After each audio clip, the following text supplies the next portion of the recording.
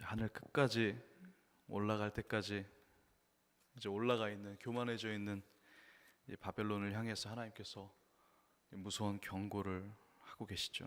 교만의 끝자락에 오를 대로 올라가 있는 바벨론을 하나님께서 수월에 정말 그 밑자락, 그 밑바닥 끝까지 땅에 떨어뜨리시겠다고, 멸망시키시겠다고 하나님께서 무서운 경고를 하고 계십니다. 그런데 오늘 이 경고는요, 하나님께서 바벨론을 향해 하시는 경고이지만 하나님이 사랑하시는 이스라엘 백성들을 향한 하나님의 메시지가 있습니다. 하나님의 관심은 바벨론이 멸망하는 것에 있는 것이 아니라 하나님의 관심은 이스라엘이 회복하는 것에 있기 때문입니다. 오늘 본문에 나타난 바벨론이 멸망하는 것이 과연 이스라엘 회복과 무슨 관계가 있는가?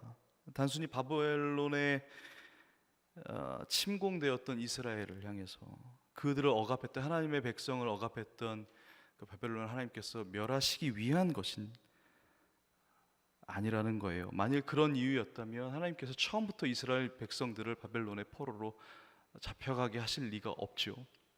하나님께서 그들로 하여금 하나님의 손으로 건져내셨겠죠. 그래서 오늘 이 이야기가 이스라엘에게 어떤 의미가 있는지 살펴볼 필요가 있습니다. 오늘 본문 첫 12절에 보면 너 아침의 아들 계명성이요, 너 아침의 아들 계명성이요. 우리가 오늘 왜 하나님께서 바벨론을 계명성이라고 표현하셨는지, 이 이사야를 통해서 아침의 아들 계명성이라고 하나님께서 바벨론을 비유하셨는지 우리가 그 의미를 바라볼 필요가 있어요.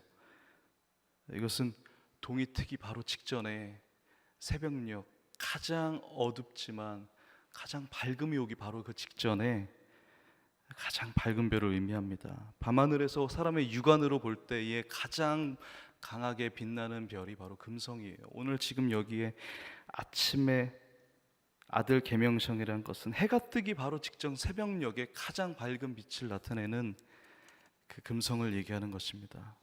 근데 여러분, 이 금성은요, 아침에 동이 트기 시작하면요, 아침에 새벽녘이 지나 해가 뜨기 시작하면요, 그 별의 빛은 하나의 어떤 흔적도 남기지 않고 그냥 사라져 버려요.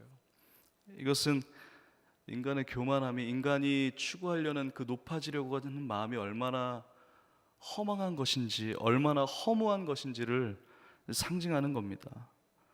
여러분, 이사야서 전체의 내용의 흐름을 보면 이런 거예요. 하나님께서 그 맥락을 보면 이스라엘 백성들에게 너는 온 열국을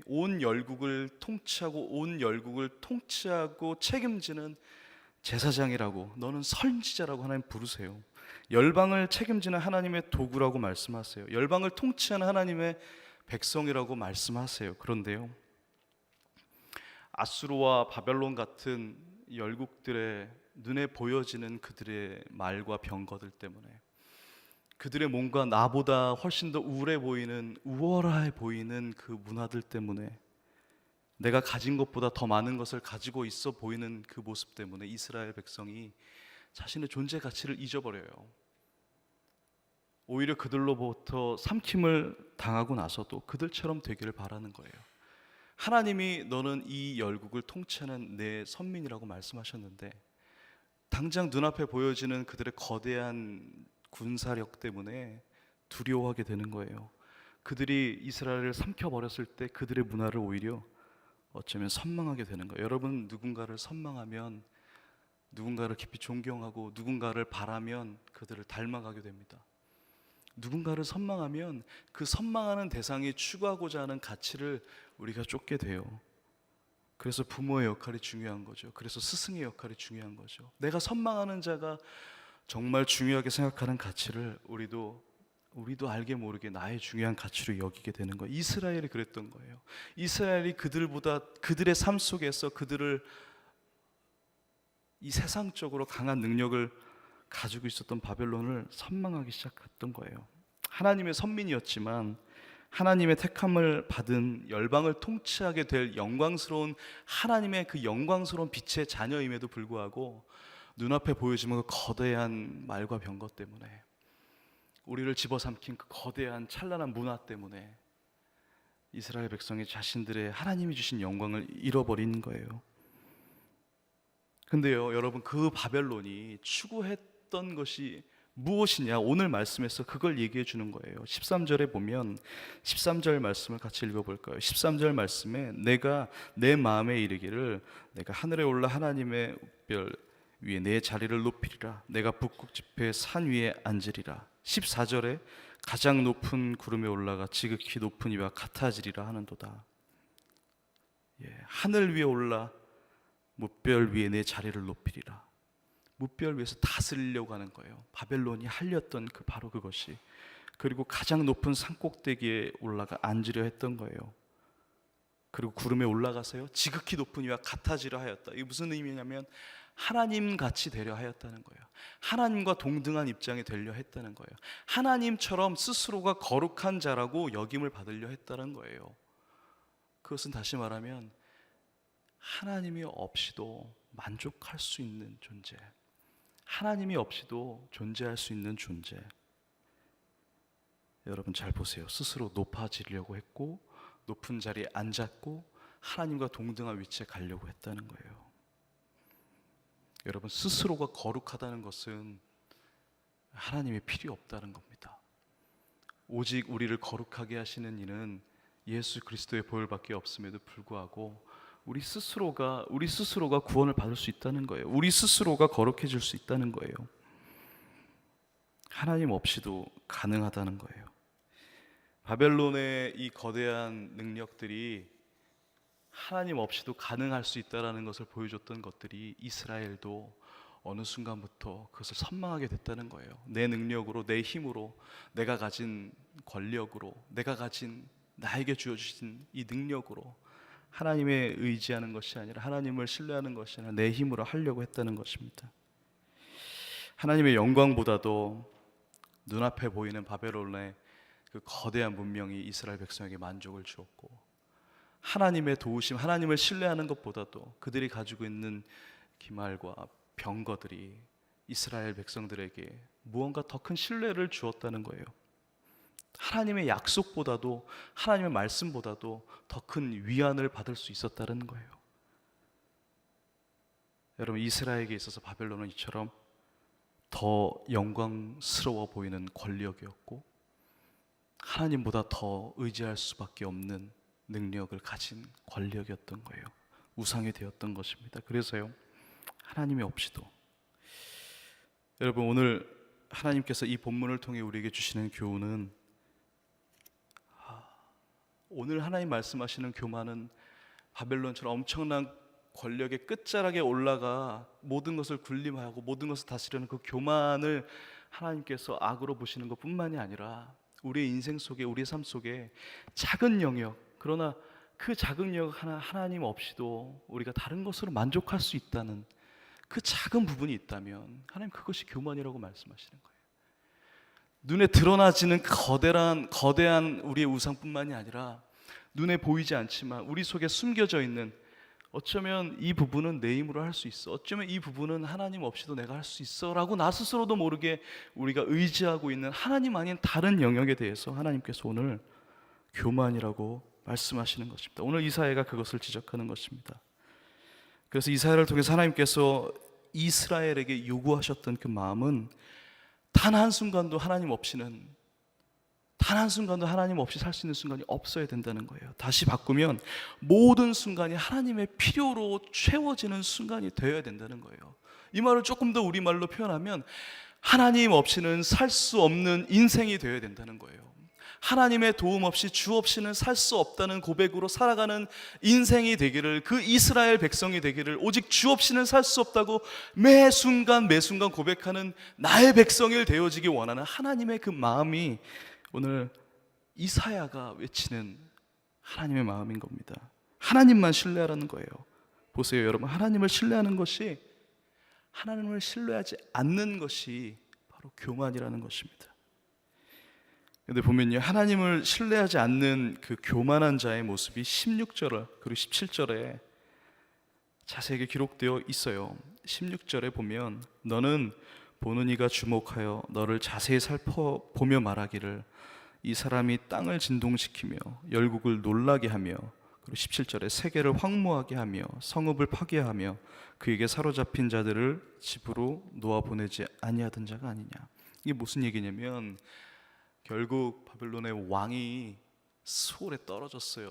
그 지옥에 떨어졌어요. 하나님이 심판하시는 그 가장 패망의 밑자락으로 떨어졌더니 웬걸요, 바벨론 말고 그 주위에 있던 열국에 똑같이 이스라엘을 압제하고 교만의 패망의 선봉에 섰던 그 악한 왕들이 있는데, 이 왕들이 바벨론 왕을 보더니 당신 이 악한 왕 중의 왕 아니요, 당신도 여기 왔냐고.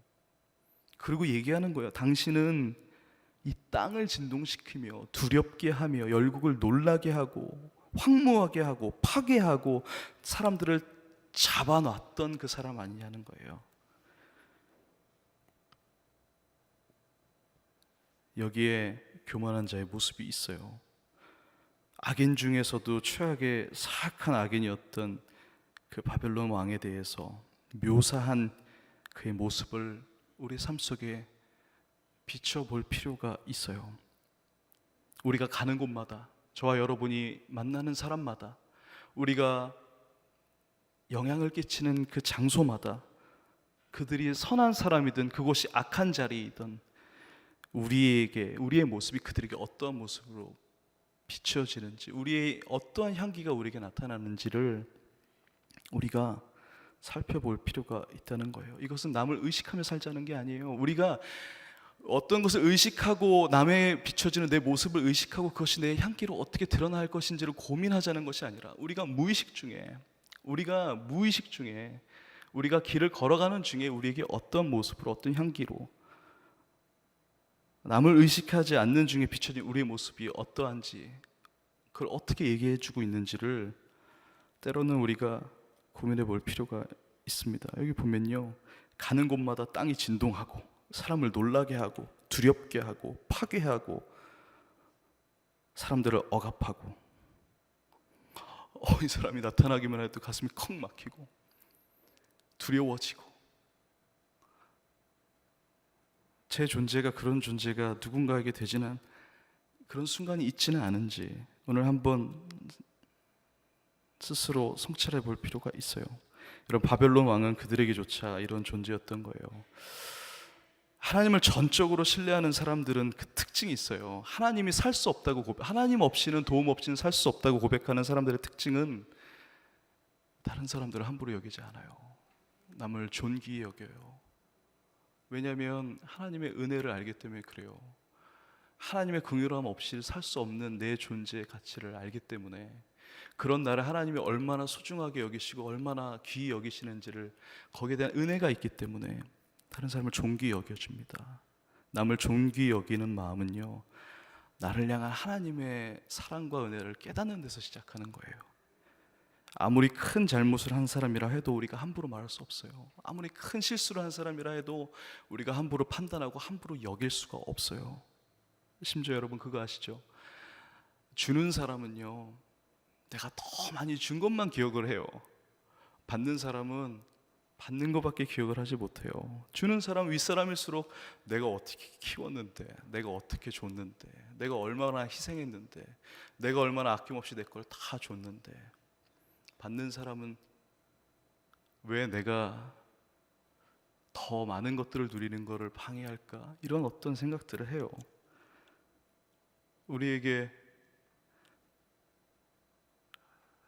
그런 관계들이 있죠. 여러분 그때마다 품어주셔야 돼요. 윗사람일수록, 아랫사람일수록 존귀하게 여겨주시고 품어주셔야 돼요.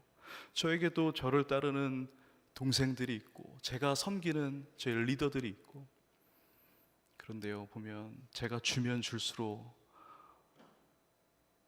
제가 주는 입장이 되면 될수록 마음이 더 좁아지는 것 같아요. 내가 이만큼 줬는데 어떻게 이런 도리를 지키지 않을까, 이런 생각이 더 들어가는 것 같아요. 무조건 존귀하게 여겨줘야지. 그래, 무조건 존귀히 여겨줘야지. 내가 어떤 존재인데 하나님이 나를 이렇게 사랑하시는데. 근데 그 훈련이 참 쉽지 않아요. 근데 존귀 여기는 사람은 하나님의 긍휼을 아는 사람입니다. 하나님의 은혜를 그 은혜로 살아가는 사람입니다. 그 은혜 앞에 겸손한 사람입니다. 왜냐하면 겸손한 사람은 하나님 없이는 살 수 없는 사람이기 때문에 그렇습니다. 오늘 말씀의 원리예요. 교만한 사람은 하나님처럼 되고자 하는 사람, 하나님 없이도 되는 사람이라는 거예요. 거꾸로 하나님 없이 살 수 없는 사람이 오늘 말씀을 통해 우리에게 알려주시는 겸손이라면, 겸손한 사람은 그 은혜를 알기 때문에 어떤 상황에서도 어떤 자들을 존귀히 여길 수 있습니다. 내가 조금 손해보면 되는 거예요. 그게 누군가를 존귀히 여기는 길이라고 결정하면 여러분 그 손해는 하나님이 기뻐하십니다. 그러면요 하나님이 채워주십니다. 그리고 우리를 향한 악인을요 하나님께서 보응해 주세요. 하나님이 직접 심판해 주세요. 이것이 바로 하나님의 방법인 거예요. 하나님 방법으로 우리를 보응해 주십니다. 21절 말씀을 우리가 같이 한번 읽어볼까요? 21절 말씀입니다. 시작. 너희는 그들의 조상들의 죄악으로 말미암아 그의 자손 도륙하기를 준비하여 그들이 일어나 땅을 차지하여 성읍들로 세상을 가득하게 하지 못하게 하라. 여러분 이 말씀을 잘못 이해하면 이런 것 같아요. 이스라엘 백성에게 너는 이제 그동안 억압과 악재를 당했으니까, 그동안 억눌림을 당했으니까 이제 너의 원수들을 도륙하기 위해 일어나 준비하라, 이 말씀 같은데 잘못 이해하면 그럴 수 있는데, 여기서 너희는이라고 말씀하신 너희는 이스라엘 백성이 아니에요. 여기서 말씀하시는 너희는 그들의 조상의 죄악으로 말미암아 그의 자손 도륙하기를 준비하라, 너희는 그의 자손을 도륙하기를 준비하라고 할 때 여기서 너희는 메대와 바샤, 페르시아를 얘기하는 거예요. 여러분 메대와 페르시아는 종족도 같고요, 두 왕가가 왕실의 결혼과 왕실의 가족 같은 그런 긴밀히 관련된 한 나라예요. 그런데 오늘 본문의 예언대로 기원전 539년에 이 메대와 페르시아가 연합해서 군사들로 하여금 이 바벨론을 침공합니다. 그때에 고레스가 바벨론 보름 만에 이 모든 바벨론 왕들을 격파하고 여기 나타난 말씀의 예언대로 그들을 다 죽여요. 근데 여기서 나타난 그 고레스 왕이 바로 포로된 이스라엘, 나중에 다니엘 시대 때 포로된 이스라엘 백성을 풀어준 그 왕인 거예요. 이스라엘 백성들로 하여금 고향에 가서 그들의 성전을 다시 재건하도록 허락해 주었던 그 왕이 바로 이 고레스 왕이에요. 그가 누구냐면 메대와 바샤. 하나님께서 여기서 너희는 그들의 조상들로 하고 너희는 그의 자손을 도륙하기를 준비하라고 명령하신 너희는 메대와 페르시아인 거예요. 여러분 하나님께서는 자신의 백성들 손에 직접 피를 묻히지 않으시고 그들의 원수를 갚으십니다. 오늘 본문을 잘못 이해하면 그래 이제 우리 하나님 편에 섰으니까, 우리가 하나님의 공의로운 편에 섰으니까 우리 속에 있는 정의로운 검을 가지고, 우리 속에 있는 하나님의 말씀의 방패를 가지고, 우리에게 주신 하나님의 공의로운 투구를 입고 우리가 이제 가서 전진해서 다 진멸해 버리자, 다 부셔버리자, 도륙하기 위해 준비하자 라고 이해한다면 그건 잘못된 거예요. 하나님은 하나님의 백성들에게 절대로 하나님의 방법들을 일으키시기 위해서 혈기와 분노와 인간의 열정을 사용하지 않으십니다.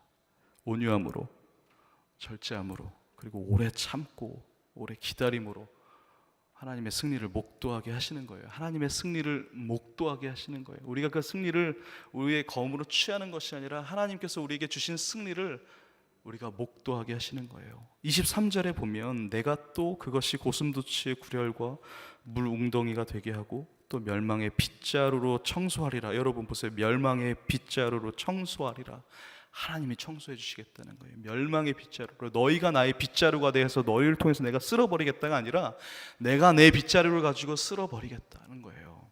하나님이 직접 청소하시는 거예요. 하나님 직접 해결해 주시는 거예요. 여러분 그럼 오늘 말씀의 결론입니다. 그럼 우리는 뭘 해나요? 이스라엘 백성들은 이런 하나님의 이런 상황 속에서 뭘 해야 하나님 마음에 기쁨이 되는 걸까요? 하나님이 그들에게 원하셨던 건 무엇이었을까요? 다 알겠어요. 하나님이 교만한 자들을 멸망시키시고 그 악한 자들로부터 원수를 갚아주시고 하나님이 그들을 건네주시는 그 친히 움직이는 것을 알 수 있는데, 이 상황을 통해 하나님이 이스라엘 백성에게 원하셨던 건 무엇일까요?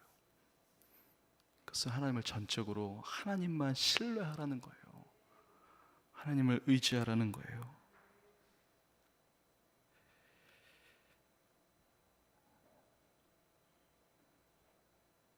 이스라엘이 바벨론의 그 악함, 교만함, 그들이 세상 속에서 큰 권력과 큰 힘을 가지고 모든 것들을 격파하고 모든 힘을 가지고 찬란한 문화를 빛나냈던 그 세상으로 봤을 때 참 영광스러워 보였던 것이 그들 눈에 보이지 않지만 하나님께서 언젠가 계속 약속하셨던 너희는 이 열방을 통치하는 내 민족이 됐을, 나의 열방을 책임지는 나의 민족이 될 것이라는 그 아름다운 영광이 그 눈에 보이는 찬란한 영광에 묻혀서 잃어버렸던 것처럼